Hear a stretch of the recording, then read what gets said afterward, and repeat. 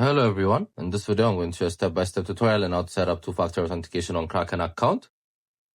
So first we're going to go to the Kraken app. As I told you, guys can find this app in the App Store or Play Store. Make sure you download it.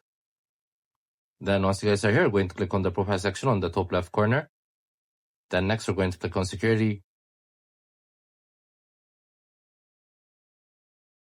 Then at the end, you're going to see the Authenticator App section. You're going to click on it. So we're going to click on Add Authenticator App.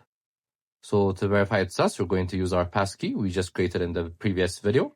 You guys can check it out. Then once we enter our biometrics, it's going to sign us in. Then you're going to download the Authenticator app if you don't have one.